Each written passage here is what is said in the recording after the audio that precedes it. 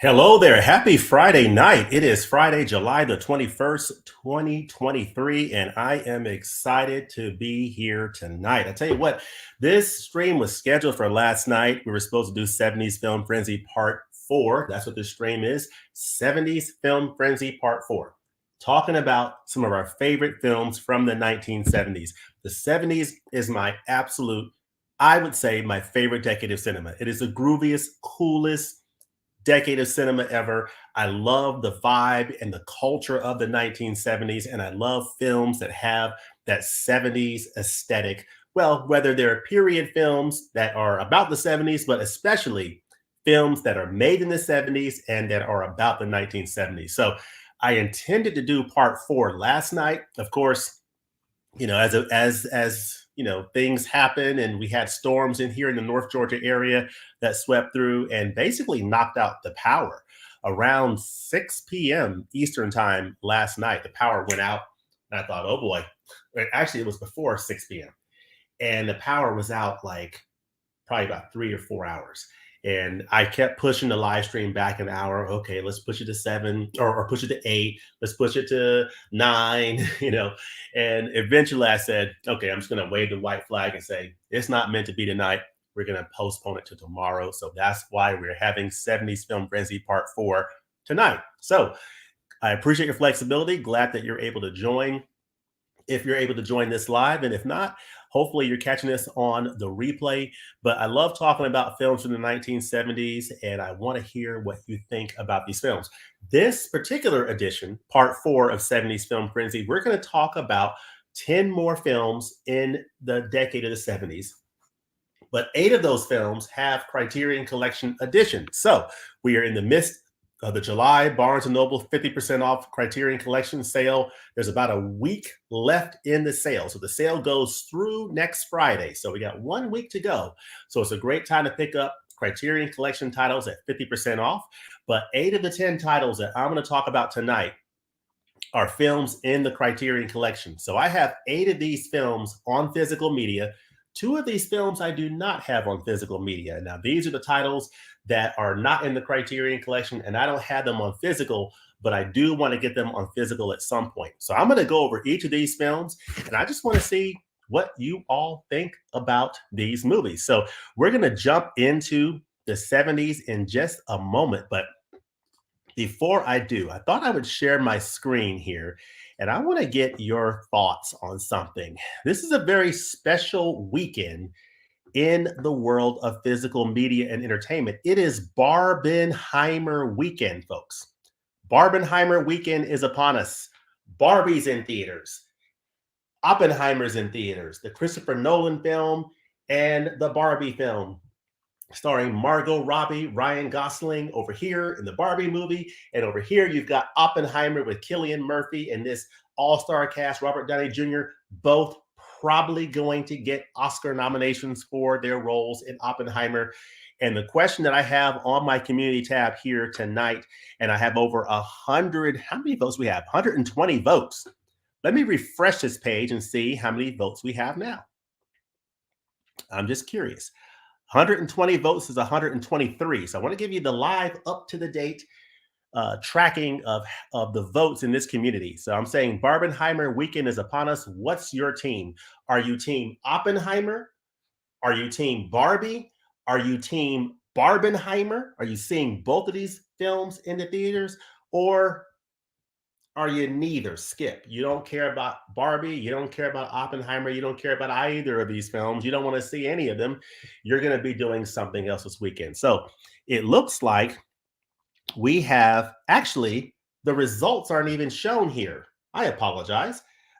In this view that I'm showing you, I'm not even showing the results. So what I will do is I will read the results. I did not realize this in this particular view, that you're not able to see the actual results. So I am going to instead read the results to you.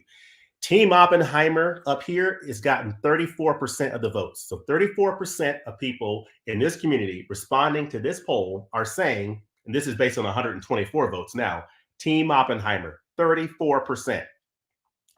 Check this out. Team Barbie, out of 124 votes, Team Barbie, 5%. So Team Oppenheimer, 34%. Team Barbie, 5%. Then down here, how many of you are planning to see both of them? Team Barbenheimer. So you plan to see both of these films, 51%. And then the number of you saying neither skip is about a dozen people, or 10% saying skip. So this is really interesting. That tells me that based on this community, there's a pretty strong interest in Oppenheimer. 34% saying that they're team Oppenheimer, or 51% saying that they're going to see both. So that tells me a good 85% of this community responding to this poll plan to see Oppenheimer, whether they're just planning to see the film, just see Oppenheimer, or they're going to see it as part of seeing Barbie as well. But the interesting thing is Team Barbie is only getting 5% of the votes. So that means that in this community, only 5% of people plan to solely watch Barbie. So it seems like there's a lower level of interest in this community for the Barbie movie. So I find that to be very, very interesting. You may not. You may not care about that at all, but I find it to be very interesting. So let me go in the comments section and see who all is out there. Of course, tonight I do have my wonderful bowl of popcorn here, my air popped popcorn. I have a nice cup of mug of some spearmint tea that I am enjoying this evening. And I've got stacks of movies on both sides of me, and I'm ready to dig into 70s films. So let's see who's out there. We got Holland Oates. How are you doing, Holland? Happy Friday to you as well. Mama Blu-rays out there. How are you doing, Miss Bonnie? Good evening to you as well, and happy Friday. Internet user saying hello to everyone. Let's see, Lance saying, hey, what's up? Got done taking a nap. I'm awake and just got done watching an old movie from 2004. Okay. Tell us what movie that was, Lance. What did you get finished seeing after your nap? Fritsky, what's up, James? What's up, Frisky? Let's see, maybe a little generic, but my top three of the 70s, Star Wars, Taxi Driver, and Clockwork Orange. Interesting. Yeah. Now that brings up an interesting thought there. Now you mentioned Star Wars. Now this is part of the ground rules that I set up for this series, which we are now in part 4 of 70s Film Frenzy. This is about films that are made in the 1970s that are about the 1970s. So they are contemporary 70s movies. So films like, for example, The Godfather, those films came out in the 1970s, but they're about the Corleone family from the 1950s. So they're like period pieces. Star Wars came out in 1977, but it's about a long time ago in a galaxy far, far away. So it's not even about the 1970s life. So movies like that, even though they came out in the 70s, I'm not including those in this 70s film frenzy. It's really about films that came out in the 70s that are about life in the 1970s. So, but Star Wars is one of my favorite films for sure from the 70s. Hello, Culture Trini. Hope you're doing well. Mama Blu-ray says the 70s were fabulous for me. I was a teenager and loving life. Awesome. Awesome. Yeah, the 1970s, just what a groovy decade. What a cool decade. Gungshi, hello all. Hello, Gungshi. Adrian James from across the pond. It is midnight for you. Hope you are doing well, my friend. It is already Saturday for you. So happy Saturday, Adrian. Hope you're doing well. Frisky says, gotcha. I missed the last couple of streams, so didn't know the rules. Yes, definitely. And definitely get caught up. I need to put the description and in the description, I may already have the links to 70s Film Frenzy Part 1, Part 2, and Part 3. Definitely check those out, because in each of those streams, which go about an hour, we're talking about 10 films from the 1970s. So I got 10 more tonight. So anyway, without any further ado, you came to learn or to talk about and share thoughts on 10 films from the 1970s. This is the Criterion Collection edition. So 8 of these movies that I'm going to talk about tonight have Criterion Collection editions. If you're thinking about additional titles to pick up for the sale, now that we have 1 week to go, every one of these 8 titles that I'm going to share tonight from the Criterion Collection are definitely worth picking up. I've either reviewed them or I've seen them. They are all excellent additions to consider for your collection, and a great time to pick them up at 50% off. So without any further ado, I am going to share my screen here, and I am going to go to IMDb. Actually, instead of that, let me go to the Criterion Collection site instead. And the first film that I am going to talk about tonight is from the 1970s. If I can get my screen minimized the way I need to, just did.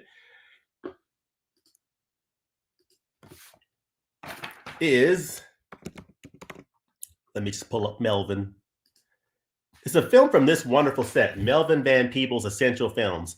And the first film that I'm going to talk about tonight from the 1970s is this movie right here, Sweetbacks Bad Song. This movie right here from director Melvin Van Peebles. Now, many of you probably already have this set. If you don't have this set, this is a set that is definitely recommended from the Criterion Collection. I still need to finish going through it. I've seen a good number. I've seen most of the films in this set, but I think there's one more I need to finish. I think I need to finish watching Watermelon Man, but the films in this set are just fantastic, from a groundbreaking filmmaker named Melvin Van Peebles. Now, this particular film, Sweetbacks Bad Song, is a landmark of Black and American independent cinema that would send shockwaves throughout the culture. So it's just one of those cultural landmarks of the 1970s. So you see here, this was Melvin Van Peebles' second feature film after he walked away from a contract with Columbia in order to make his next film on his own terms. So he made this film on his own terms. He was the producer, the director, the writer, the composer, the editor, and the star. And he created the prototype for what Hollywood would eventually co-opt and make into the blaxploitation hero. A taciturn, perpetually blank-faced performer in a sex show who, when he's pushed too far by a pair of racist cops looking to frame him for a crime he didn't commit, goes on the run through a lawless underground of bikers, revolutionaries, sex workers, and hippies in a killed or be killed quest for liberation from oppression. So this is a little snippet here that I'll share with you of this film.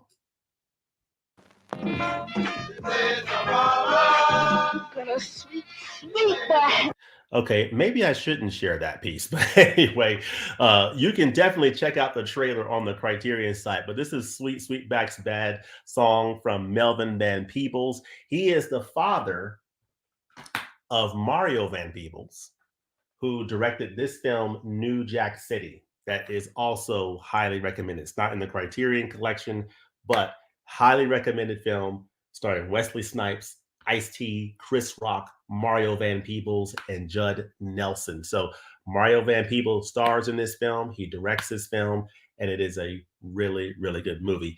He is the son of Melvin Van Peebles. He appears in this movie, Sweetback, and this is a film you'll definitely want to consider as, picking up as part of this fantastic set of Melvin Van Peebles essential films. So here are some pictures from the movie. It's just one of those crazy films. I mean, it's really hard to describe other than to simply say that it is about this man who was on the run from the police and just doing his thing. And, this is a film that Van Peebles financed himself, and he produced it as an independent film. And it was a cultural barrier breaker of a movie and a milestone that one definitely needs to experience. Again, Melvin Van Peebles' son, Mario Van Peebles, appears in this film. And, he would later, go on to be a renowned film director and actor himself. So that is Sweetback. Let me know in the comments section what you think about this particular movie. Now, this movie is part of the Melvin Van Peebles Essential Film set.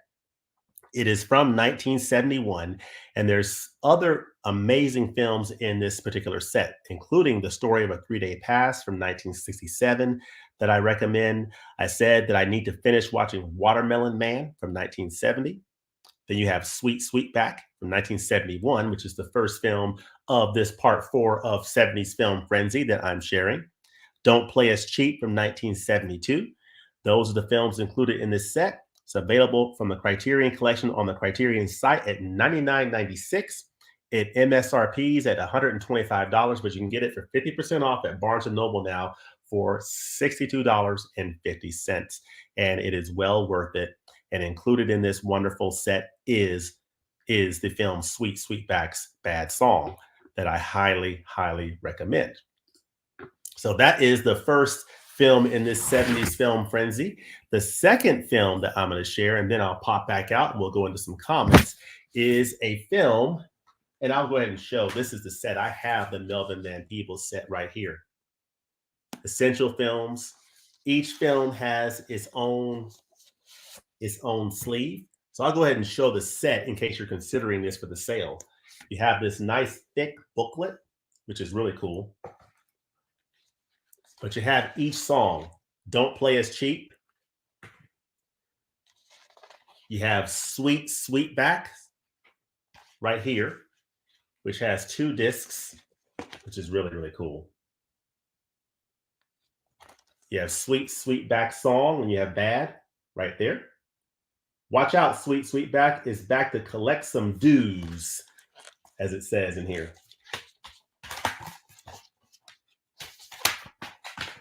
You've also got Watermelon Man, not to be confused with the Watermelon Woman, which was released this month from Criterion. This is the Watermelon Man from Melvin Van Peebles, The Story of a 3-Day Pass. All of these are excellent. I still need to finish watching Watermelon Man, but these make for a great set in the Criterion Collection of Melvin Van Peebles essential films that I highly, highly recommend. Now, the next title in this 70s film frenzy is from a director named John Cassavetes. So if you are a fan of John Cassavetes or Hal Ashby, you're going to love this edition of 70s Film Frenzy Part 4, because we're covering 4 of the films in tonight's show are from Hal Ashby and John Cassavetes. So John Cassavetes' film, 2 films in this set we're going to talk about tonight. The first is this movie right here, starring Gina Rowlands, A Woman Under the Influence. This is from 1974. And I'm going to actually pull it up right now so you can see what I see. Do you see what I see? Oh, it's not that time of the year yet. I'm sorry. But this is John Cassavetes' 5 films. And included in this is this film here from John Cassavetes from 1974, Woman Under the Influence, starring Gina Rowlands. You have Gina Rowlands in this film and Peter Falk. They're a married couple. They are, working class family. And the gist of this movie is it deals with basically mental illness. Gina Rowlands is a mother. She's a wife. She's dealing with some mental illness that's not really diagnosed in the film. You don't ever get a diagnosis of what the exact condition is of her character. But my guess is, and if you read commentaries about this particular film, the guess is that she's dealing with some form of bipolarism is what she's dealing with. But she's got some significant challenges. She's,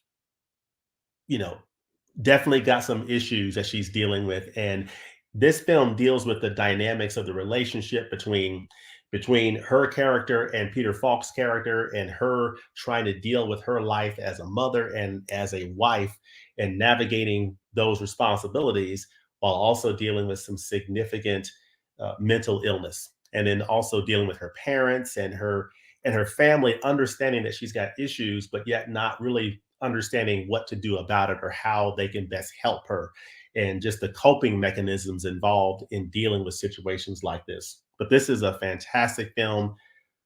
The performance by Gina Rowlands in this movie is extraordinary. I don't know if she was nominated for an Oscar or not, but she definitely deserved it if she wasn't. And Peter Falk's performance was amazing in this movie. Peter Falk and Gina Rowlands' performances as down-to-earth working class family members dealing with this difficult situation is absolutely phenomenal.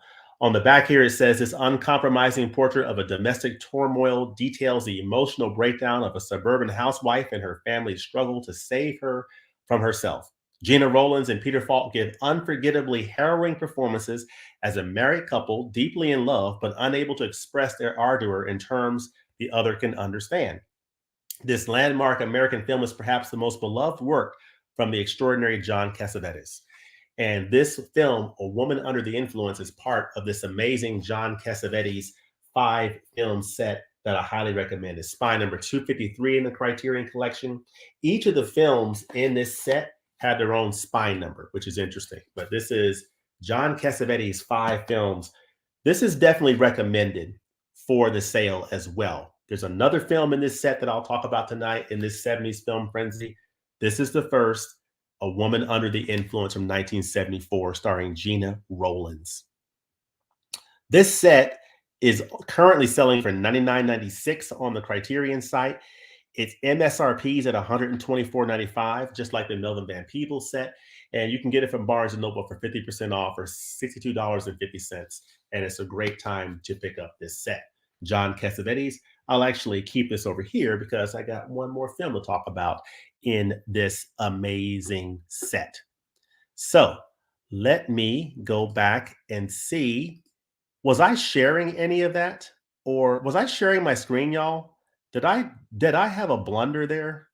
I may have had a blunder. I apologize if I wasn't sharing because it looks like I was not sharing my screen, but I apologize for that. At least I had the physical media that I was showing you. I was trying to share the Criterion site. But anyway, the Fritsky says, okay, I got you there. Adrian says, I was a kid in the 70s.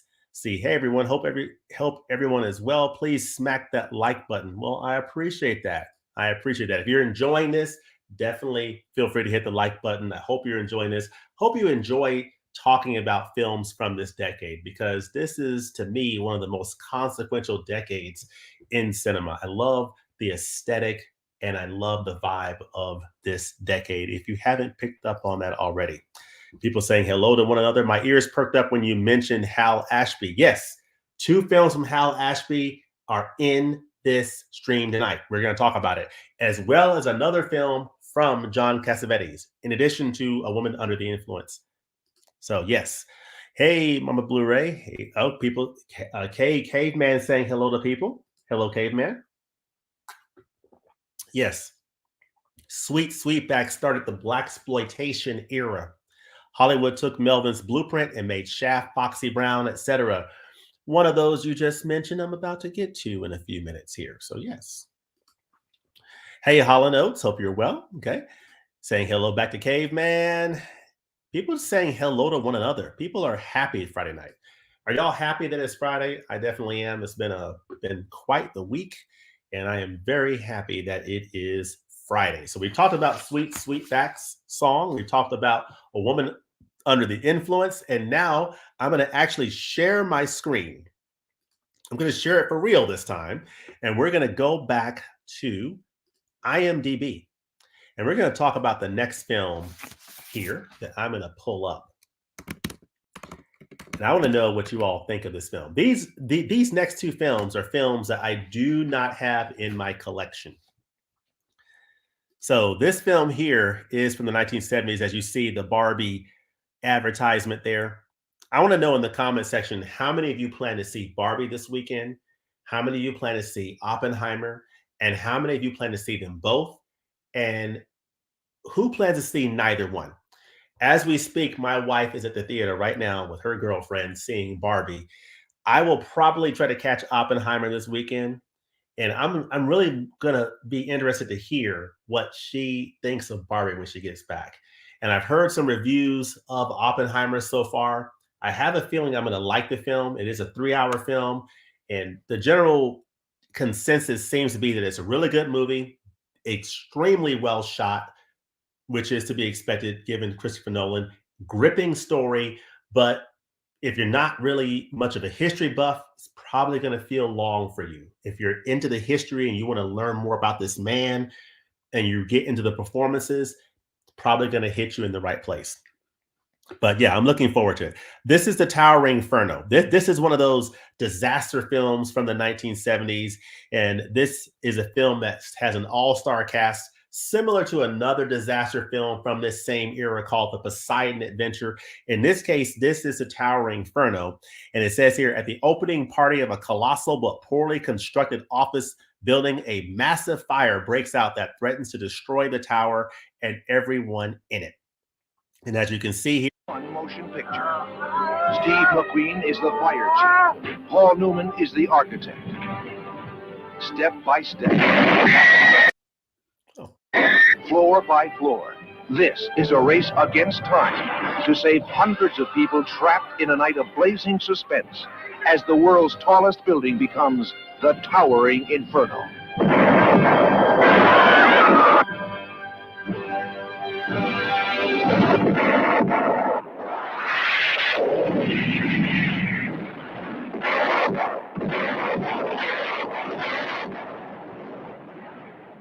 The Towering Inferno.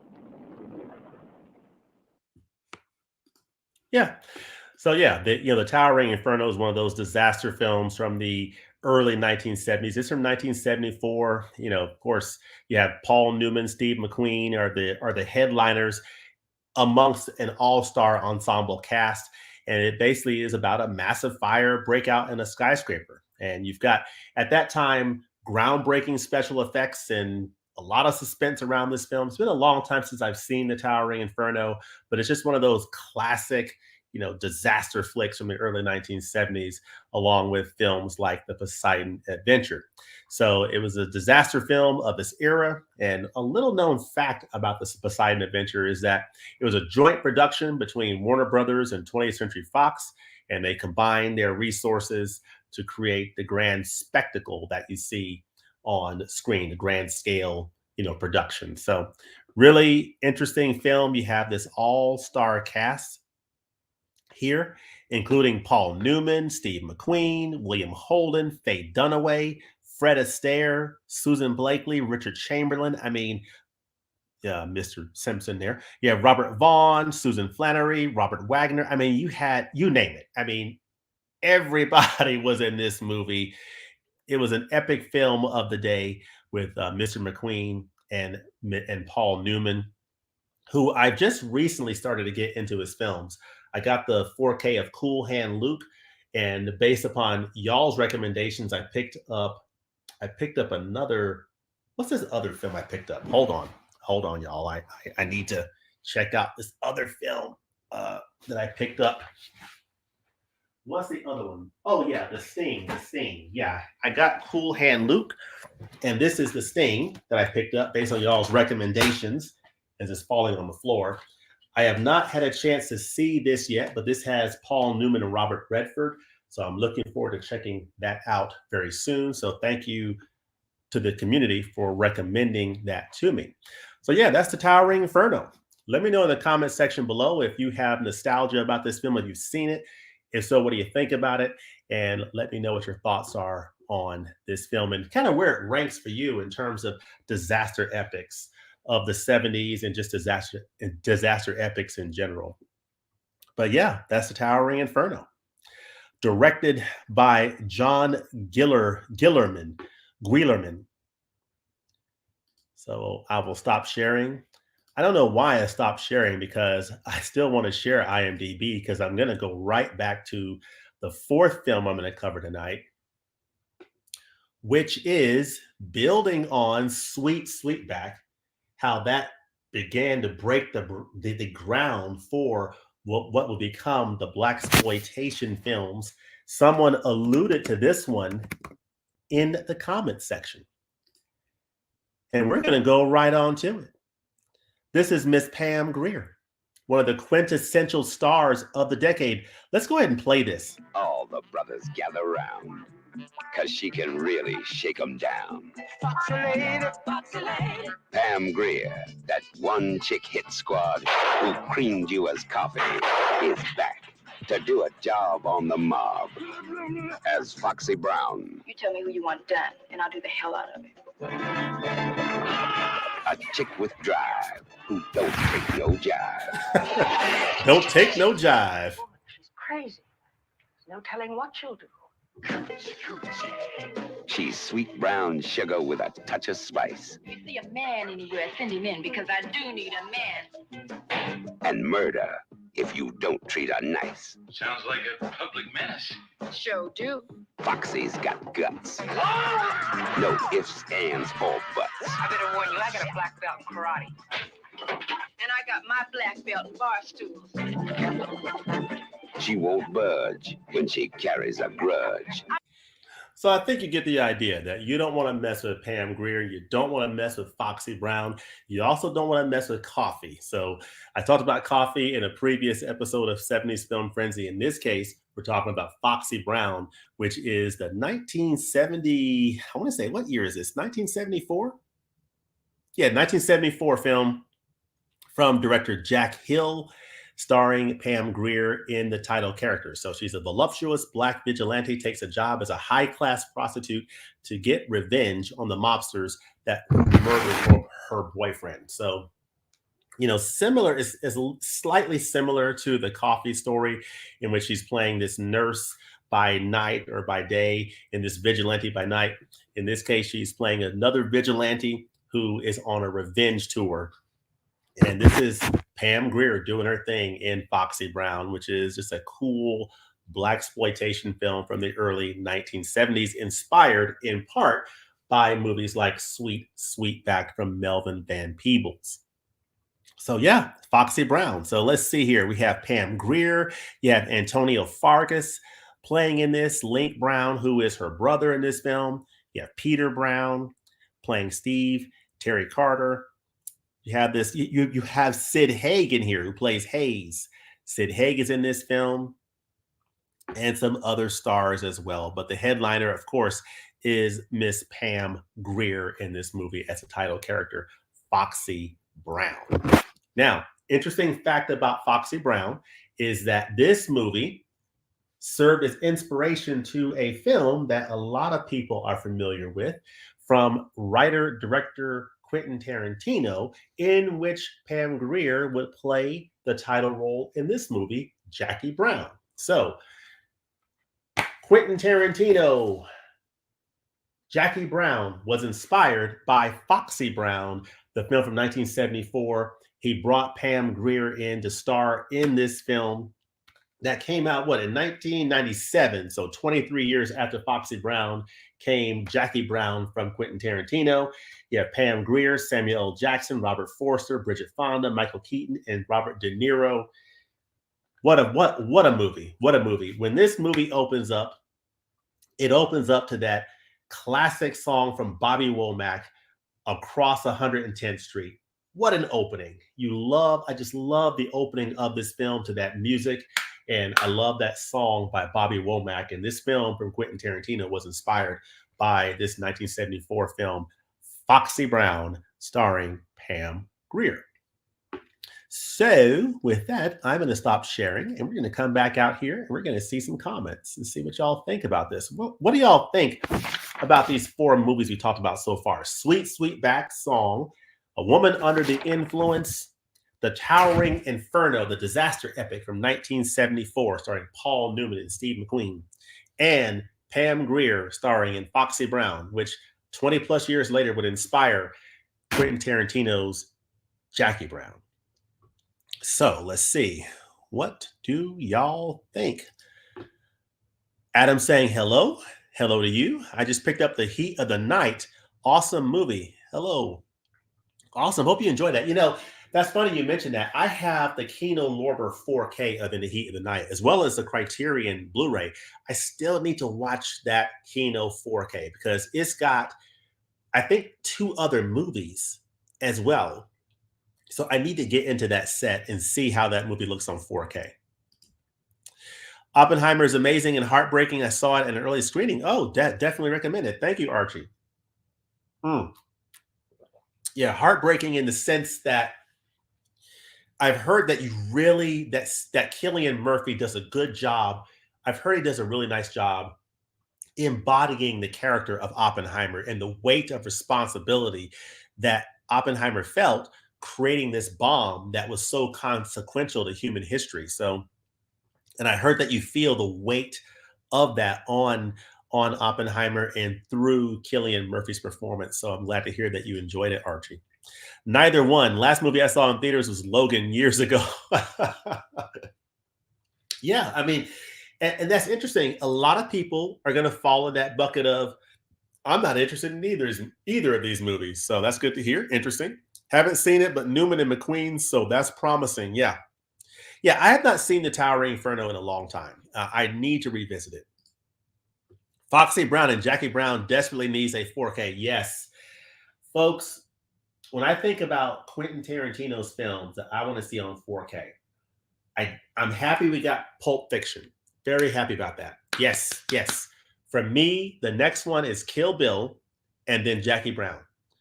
I want Kill Bill Part 1 and Part 2 on 4K, and then I want Jackie Brown on 4K. And at that point, I'm happy. I'm pretty much done. If I can get those, I'm good in terms of the Quentin Tarantino films. But yeah, I definitely want my Kill Bill and Jackie Brown on 4K. 100%. Dell saying, what's up? What's up to you, Dell? Hope you are doing well and that you are enjoying your birthday week. Hope everything is going well and that you've been showered with gifts aplenty from on high. Let's see. Hey, the caveman saying hey to Dell. But yeah, so hope everybody is doing great and enjoying this Friday night. We have 4 movies down in this part 4 of 70s Film Frenzy. We got 6 more to go. And so without any further ado, let me reshare my screen and we're going to go back to the Criterion Collection site. This time I'm going to actually share my screen as opposed to talking like I'm sharing it. I'm going to actually share it this time.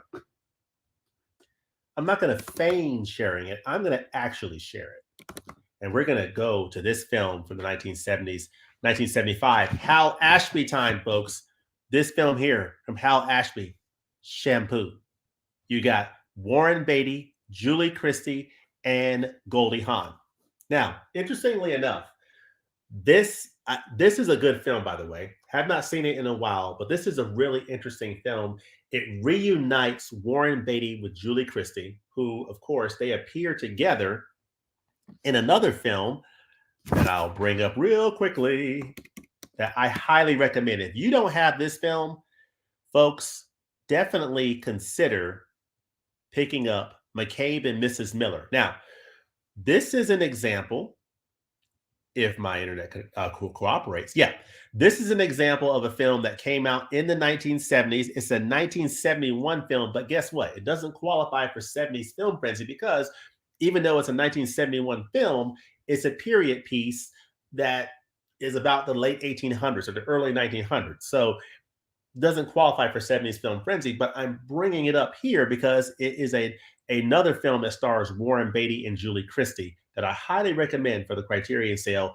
This film has a really neat look to it, and the way it was shot and the way it was filmed and the way they treated the film stocks to get that certain distinctive look that this film has that I can't even begin to describe, but is talked about in the supplements. This film has a really nice look to it that I think you'll really appreciate. Shot very artistically by Robert Altman and his team, and a wonderful performance from Warren Beatty and Julie Christie, and a very interesting story called McCabe and Mrs. Miller by Robert Altman. So anyway, that was a divergence there. Talking about Warren Beatty and Julie Christie in that 1971 film. This film covered tonight in 70s Film Frenzy Part 4 is Shampoo from 1975. That pairs Warren Beatty with Julie Christie again, as well as Goldie Hawn in this film from Hal Ashby. So it's basically a day in the life of George, who's played by Warren Beatty. George is a hairdresser supreme, in Beverly Hills, and he's a bit of a ladies' man. And so he runs around town on the eve of the 1968 presidential election trying to make heads or tails of his financial and romantic entanglements. So, I think I just disqualified this film from 70s Film Frenzy, but I'm going to give it a special exemption. Technically, this is a period piece, 1968, but I'm going to give it an exception. It's close enough. His attempts to scrape together the money to open his own salon are continually sidetracked by the distractions presented by his lovers, played by Goldie Hawn, Julie Christie, and Lee Grant, who won an Oscar for her role in this film. And of course, this film is masterfully directed by Hal Ashby, who always does a phenomenal job. And, you know, the screenplay for this movie, Shampoo, was co-written by Warren Beatty, interestingly enough, and Robert Towne, who won an Academy Award for their work on Chinatown. So that's an interesting fact there about that. But this is a really good edition that I would recommend from Criterion. Again, it's a great time to get it during the 50% off sale. It's spine number 947.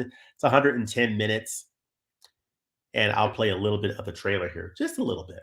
So as you can see there, George's life is a bit complicated. He's got a lot going on. He's fixing hair. He's a Beverly Hills hairdresser. He's got a lot of different relationships, a lot of things going on in his life. And so he's a busy man. So this is a great, or a really, really good film from Hal Ashby, just showing the day in the life of Warren Beatty as his hairdresser. So highly recommend Shampoo. And this is a great time to pick it up from the Criterion Collection. This is my copy of it right here.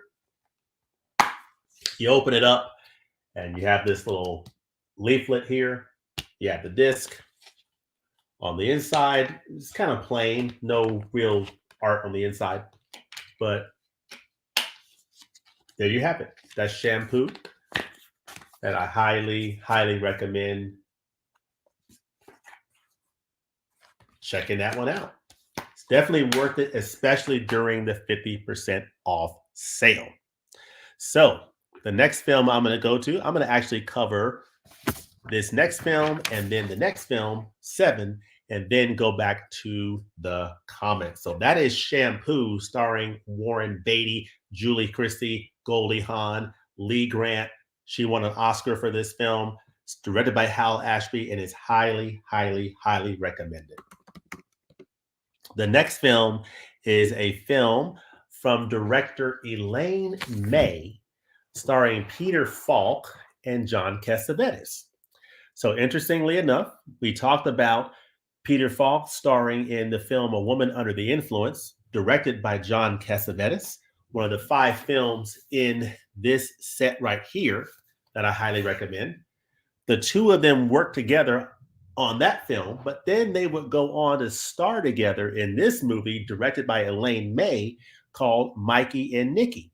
So Elaine May crafted a gangster film like no other in the nocturnal odyssey, Mikey and Nikki, capitalizing on the chemistry between frequent collaborators John Cassavetes and Peter Falk by casting them together as small-town mobsters whose lifelong relationship has turned sour.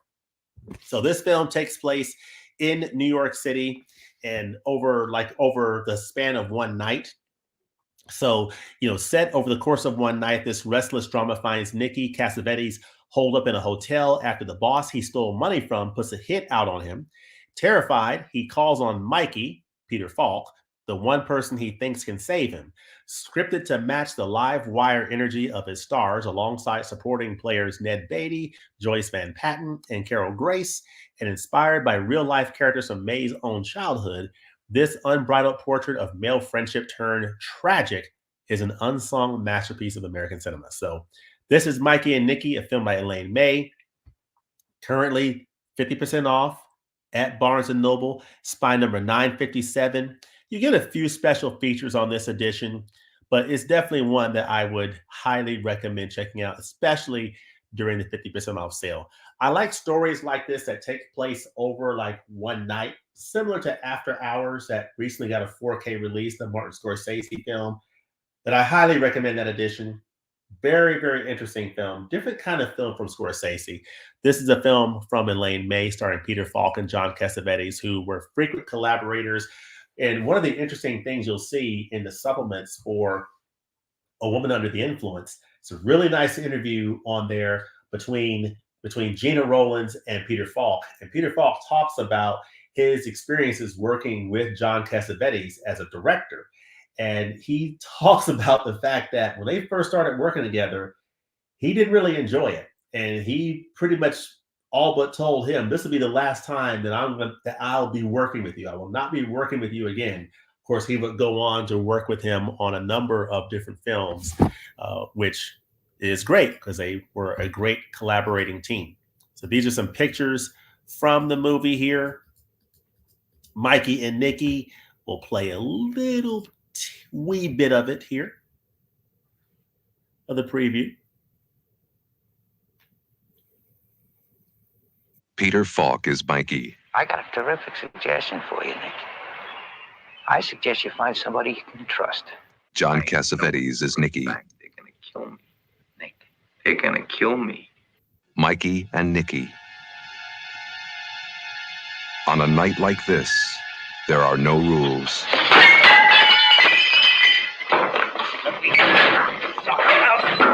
You give me that in 30 seconds, you hear me, or I'll kill you.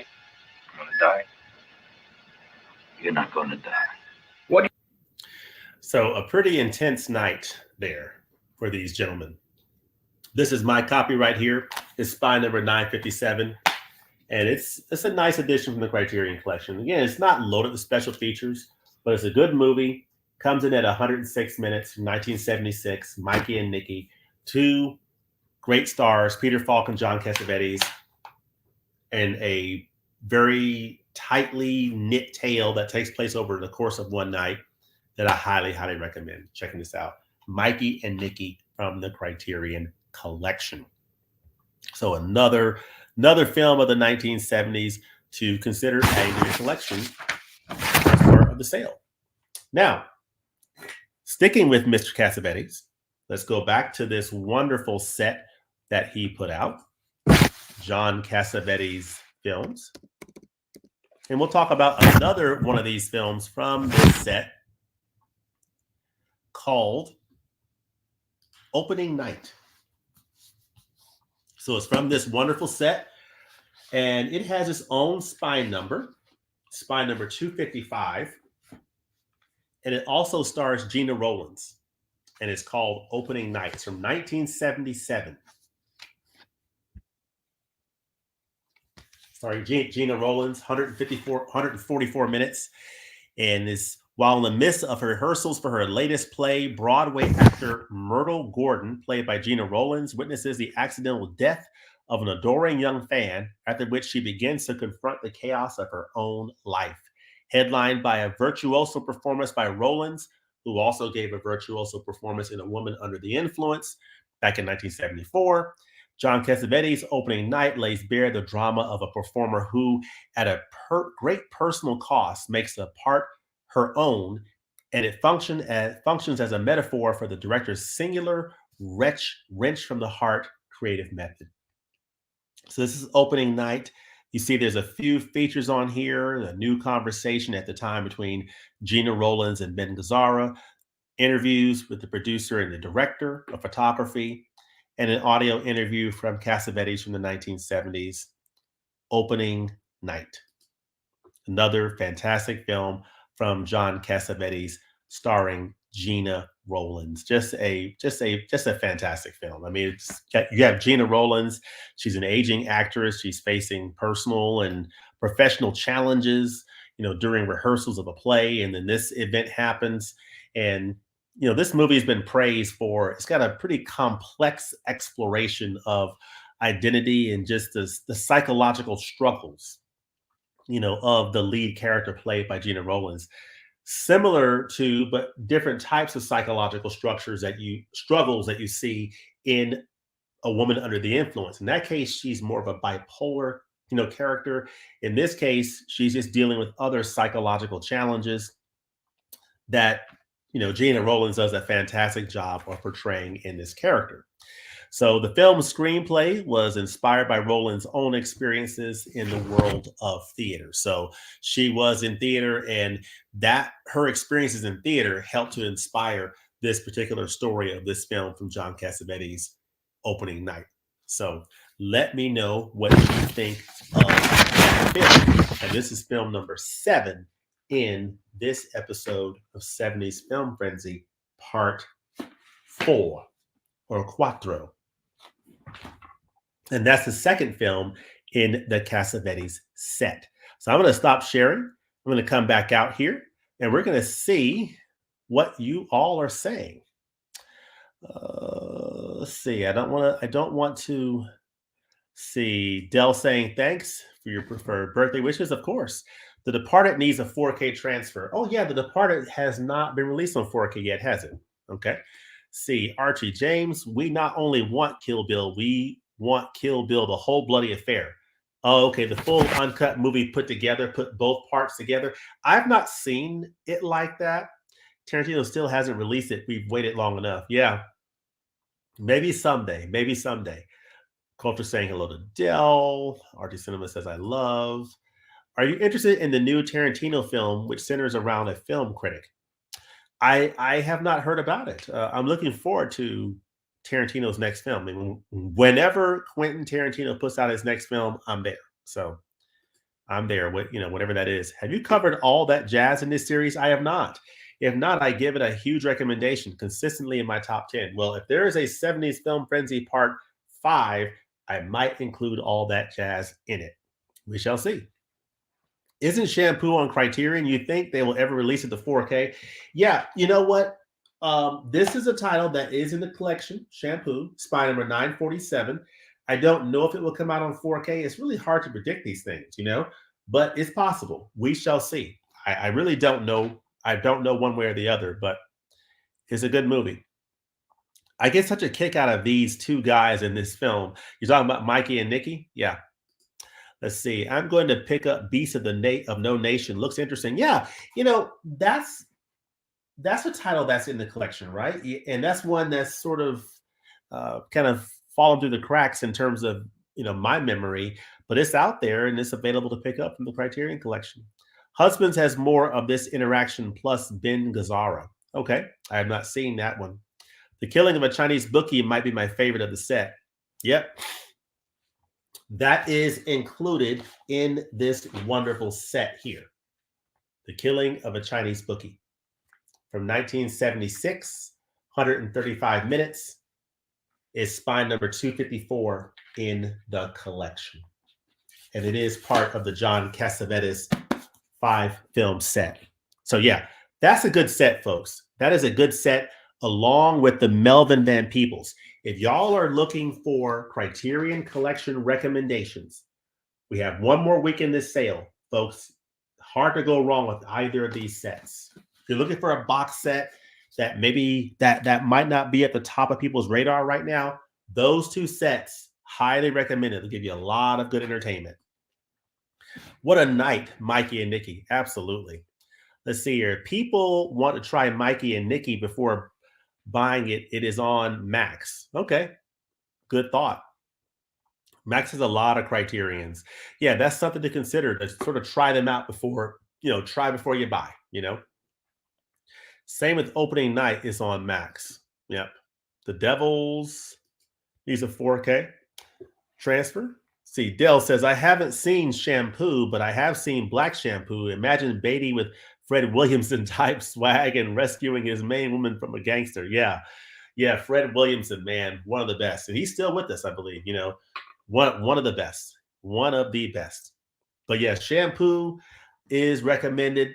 Just a good Hal Ashby, film starring Warren Beatty. Hard to go wrong. Warren Beatty, Julie Christie, Lee Grant, Goldie Hawn. Goldie Hawn. Am I thinking right? Yeah, Goldie Hawn.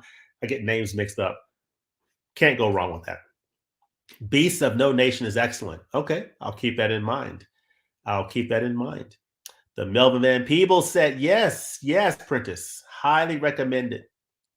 Holland, Trini's, Dell saying hello to them. Do you own Personal Shopper? Yeah, interesting. I do not. I do not own Personal Shopper, but I've heard people talk about it. That's the film from Olivier Assayas. I do not have that one. I do have Irma Vep from that director, but I do not have Personal Shopper. Is it a slow burn? I have heard that it is, but I don't know much about that film. The Hammer. Okay, let's see here. I picked up the Peebles set last year and enjoyed those films. Yes, it's a good set. It's a very good set. All right, folks, we've got 7 films down. If you're joining late, we talked about Sweetbacks Song. We talked about A Woman Under the Influence. We talked about The Towering Inferno. Those are the first 3 films in the 70s, Film Frenzy Part 4.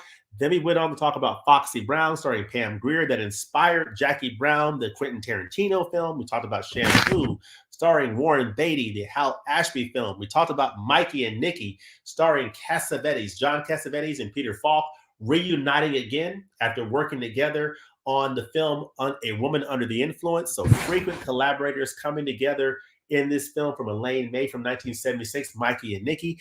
And the number 7 film was Opening Night, a John Cassavetes film starring Gina Rowlands in another stellar performance. We got 3 more titles to go, all in the Criterion Collection. And I'm not going to waste 1 second. I'm jumping right back to the Criterion Collection site. And we're going to get to this next one right now. Like right now. Like I'm going to hurry up right now. We're going to get to it. Waste no time. Let's go. This title right here, Girlfriend, folks. All right. In the early days of my channel, in 2020, this is a title I picked up from director Claudia Weil. It's called Girlfriends. It is from 1978. And this is a nice film, folks. I love films, and I said this many times before, I love films that are in the 1970s in New York City. This is one of those films. This is a young woman. She's a photographer. She's dealing with, being young in the city, trying to figure out relationships, figure out her career, figure out herself and where she wants to go in life. That's the essence of this film, Girlfriends. And it says, when her best friend and roommate abruptly moves out to get married, Susan, played by Melanie Mayron, trying to be an artist while making ends meet as a bar mitzvah photographer on Manhattan's Upper West Side, finds herself adrift in both life and love. So Wonder of American Independent Cinema by Claudia Weil, who, when she was admitted to the Academy of Motion Pictures Arts and Sciences as a director in 1981, was one of only 4 women ever to have received that honor. Girlfriends is a remarkably authentic vision of female relationships that has become a touchstone for makers of an entire subgenre of films and television shows about young women trying to make it in the big city. This 1970s New York time capsule, I love time capsules from New York, about New York, captures the complexities and contradictions of women's lives and relationships with wry humor and refreshing frankness. Folks, this is one of those titles that could be a sleeper title for you. If you're thinking about, okay, the sale is coming close to an end. I picked up most of the titles that I want. Is there that 1 or 2 additional titles that I could pick up that I'm not thinking about, that no one's talking about? This one right here, folks. Girlfriends, Claudia Weil. This is a really, really good edition. Spy number 1055 in the Criterion Collection. It came out around 2020, I want to say, and it is a good film. One of the best features on here is a feature called Joyce at 34. This is a 1972 short film co-directed by Weil and Joyce Chopra. Now, this feature, Joyce at 34, is one of the best supplements you will see on any Criterion release, and it happens to also appear on the release Smooth Talk, directed by Joyce Chopra. So that feature, Joyce at 34, that appears here on the Girlfriends release from Claudia Weil, also appears on Smooth Talk, the film from Joyce Chopra. Fantastic, fantastic supplement that I highly recommend. This is a great addition from the Criterion Collection, Girlfriends, and it's just a great movie about sort of adult coming of age, young woman finding herself in New York City that I highly recommend. Let's take a look here at some of the pictures here. Melanie Mayron playing the main character, trying to figure herself out, figure out relationships, friendships, the boyfriend, my career as a photographer. What am I going to do?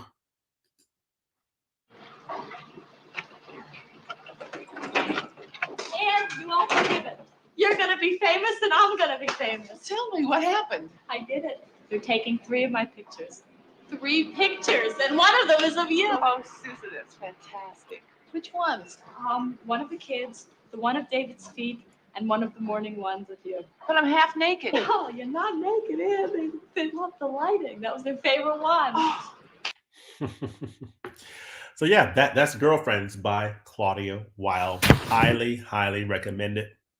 So Melanie Mayron, who played the title character, or who played the main character in this film, she received an Independent Spirit Award nomination for her performance in this movie. So that is Girlfriends in the Criterion Collection. Now, this next title, going back to Mr. Hal Ashby. This film here, folks, man, what a movie. We need to talk about Being There, folks. This is a film from 1979. This is the 9th film I'm talking about tonight. It's in the Criterion Collection. It's from Hal Ashby. It's from 1979. It stars Peter Sellers in an unforgettable performance. Shirley MacLaine's in this movie as well. There was an actor who won an Academy Award for his performance in this movie that I'll show you. But this is Being There from Hal Ashby. You open this up, check out the inside. See this little fold out. You pull the disc out. Of course, you see the Capitol there in the distance. This is one interesting, fascinating film about a man who's led a very simple life. He's lived the entirety of his life in this mansion, and basically has some issues he's dealing with. But he's lived a very simple life as a gardener for this particular manor or estate. The owner of the estate passes away, so he has to leave the estate and embark out on his own for the first time in his life. He's never stepped foot outside the grounds of this manor, and now he's out on his own and trying to figure out life.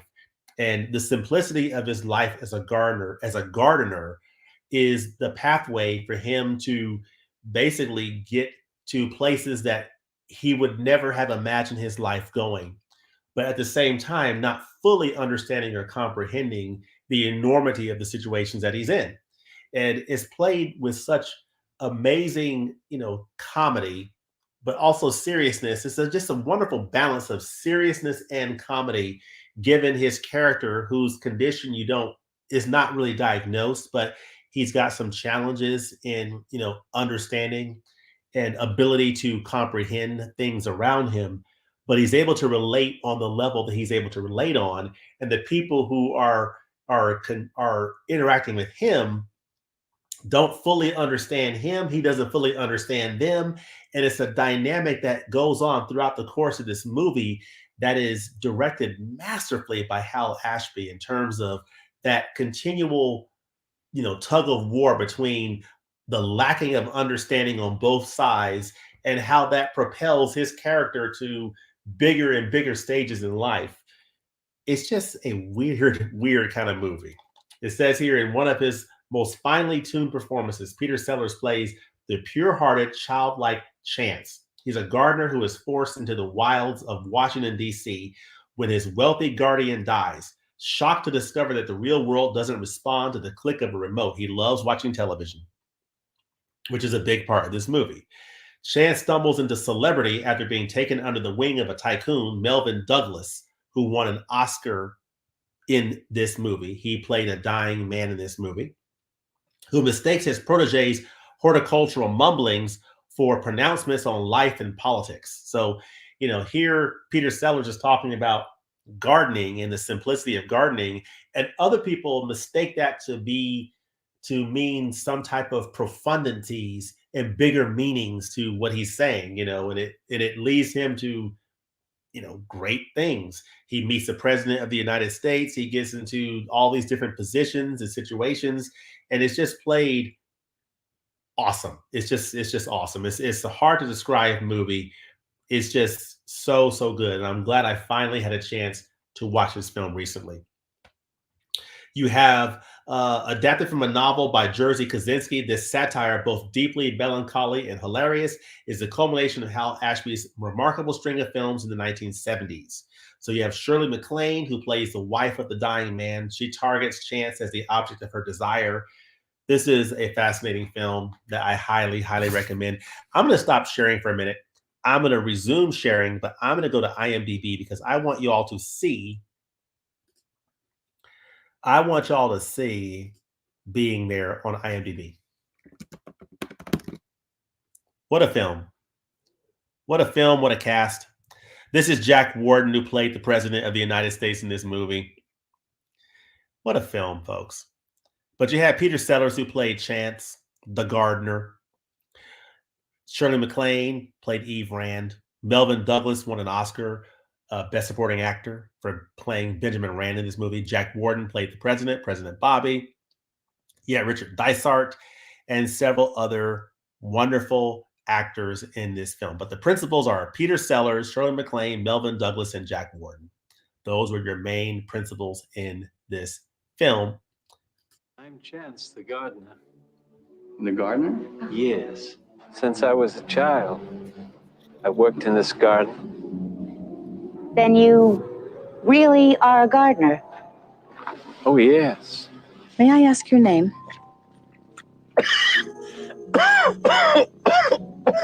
Chancey Gardner. Mr. Chancey Gardner. Are you related to Basil and Perdita Gardner? No, I'm not related to Basil and Perdita. Gobbledygook. You know, Chauncey, there's something about you. You don't play games with words to protect yourself. Had no brains at all. Stuffed with rice pudding between the ears. On television, Mr. President, you look much smaller. Dumb as a jackass. As long as the roots are not severed, all is well. And all will be well in the garden. So, folks, you just have to experience this movie for yourself. This movie was recommended to me by a number of people. Very recently, Ben at Hard Copy Blues recommended this movie to me. This is a really good film. Highly recommended. If you do not have this film, definitely consider picking it up in the Criterion Collection. It is spine number 864 in the collection, and I highly recommend it. This had been on my shelf collecting dust for some time. I'm glad I finally pulled it off, dusted it off, and I discovered a treasure in my backlog treasures being there. So 9 films down, 1 to go. We've covered 7 Criterions so far, all of which are highly recommended. And this Criterion here is also highly recommended as well. And it stars an actor who has recently moved on, and it is this amazing film here. It's called The In-Laws. It's Arthur Hiller's film, The In-Laws, written by Andrew Bergman. And here it is. Oh man, what a film. Alan Arkin played in this film along with Peter Falk. And it is The In-Laws. You get an actual stapled booklet, in this case, staple booklet. But check out. Oh, do I hear rain out there? I don't know. But check out the inside here. Cool. I think I do hear rain out there. Huh. But yeah, so what a film. It's called The In-Laws. It says here, Peter Falk and Alan Arkin make for a hilarious dream team in this beloved American side splitter, directed by Arthur Hiller from an ingenious script by Andrew Bergman. The In-Laws may at first seem like a generic Meet the Parents comedy, as Arkin's mild-mannered dentist suspiciously eyes Falk's volatile mystery man, whose son is engaged to his daughter. But soon, through a series of events too serpentine and surprising to spoil, the two men are brought together by a dangerous mission that takes them from suburban New Jersey to Honduras. Fueled by elaborate stunt work and the laconic, naturalistic charms of its 2 stars, The In-Laws deserves its status as a madcap classic and has continued to draw ardent fans in the years since its release. 1979, 103 minutes. This is a classic film starring these wonderful actors, including Alan Arkin, who has recently left us, and Peter Falk. I will actually go on here to IMDb and pull it up. Oops, The In-Laws, Peter Falk, Alan Arkin. Let's play the trailer from IMDb. He's a dentist from New Jersey. Making a house call? Yes, one of those emergencies. He travels a lot on business. Hello, yeah. I work for the CIA. He's got a successful practice. Mr. Hershon, I cannot work this way. He's got a dubious past. You were involved with the Bay of Pigs? Wow, that was my idea. In 48 hours, his son is marrying his daughter. Could I borrow you for a couple of minutes? What's 5 minutes for a member of the family? Where are we going? Just over to my office. I want you to break into my safe. And what? Yeah, it's been a while since I've seen this movie, but this is a funny movie. If you're looking for a good comedy, you're about to round out your pickups for the month of July. You want a good comedy, something funny. Think about The In-Laws. It's spine number 823 in the Criterion Collection, and it's an all-time classic starring these wonderful stars, Peter Falk and Alan Arkin, in a really, really good movie. Now, let me stop sharing here, and let me go to the Criterion site and share a little bit from there, and then I will come back out, and then we will go to some comments, and we'll put a big bad bow on this and let everybody go back to their wonderful Friday evening. Really do appreciate y'all joining tonight. I know this is a reschedule. Had planned to do this last night, but the weather and the power didn't cooperate. So we are here tonight and very excited about it. Spine number 823 in the Criterion Collection. You see the features here. There is an interview with Arkin on here. That was a new interview at the time. So that's an interview from a few years ago. You have a commentary on here. So definitely consider checking this out. This is Alan Arkin as the dentist, of course. You see the two of them together. What a movie. What a movie. The places they go, the misadventures they get into is part of what makes The In-Laws so much fun to watch. So I highly, highly recommend this film. This is from Arthur Hiller. This is the only film in the collection from Arthur Hiller, and it is highly recommended. It's number 10, the 10th film tonight in this 70s film frenzy. Part 4 is called The In-Laws, and I highly recommend it. Let me stop sharing and let's come back out here and see what you all have to say about these movies here. Let's see here.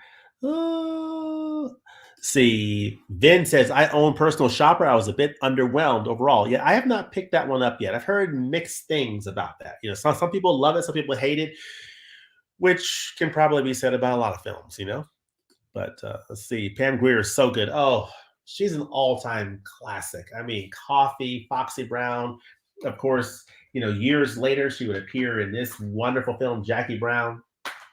Pam Grier is great. She is wonderful. Dell, great job on Nathan Jones and Plaid X. Oh, yeah. Yeah, I got to watch your conversation with John on the 5. I got to check that out, Dell. Got to check that out. I missed the Foxy Brown talk. There needs to be a Pam Grier box set. Oh, yeah. That would be a Pam Grier 4K box set. Would be fantastic. Would love that. Let's see. Thanks, Caveman. See, the Hammer was Fred Williamson, nickname when he played pro football.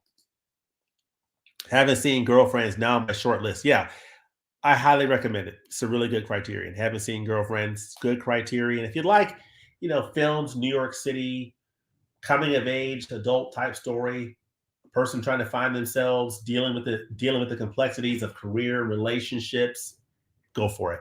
Go for it. Another solid movie is Medicine from Melancholy. Loved it. Okay. That just recently came out, and that's available from Criterion. I have picked up 16 titles this month. I went way over budget, but it's only food money. Okay.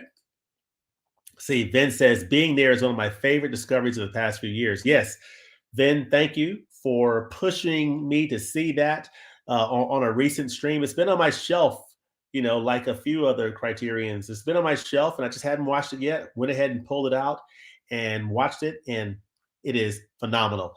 I tell you what, folks, I forgot to mention this, but folks, about being there, not only is this film a really, really good movie, folks, but this Blu-ray, it's a new restored, it's a restored 4K digital transfer. And I'm telling you right now, this Blu-ray looks so good. I mean, it looks wonderful. I think it would make a great 4K, but this Blu-ray looks solid on this Blu-ray disc. The picture is just fantastic on that disc. I almost forgot to mention that, but I had to mention that. Being there is a fun time. Chauncey likes to watch. Yes, he likes to watch. Yes, and that's part of the humor of that film is the misunderstandings. One person, he says something and another person takes a different meaning than he intends, and vice versa. It's part of the magic of that movie.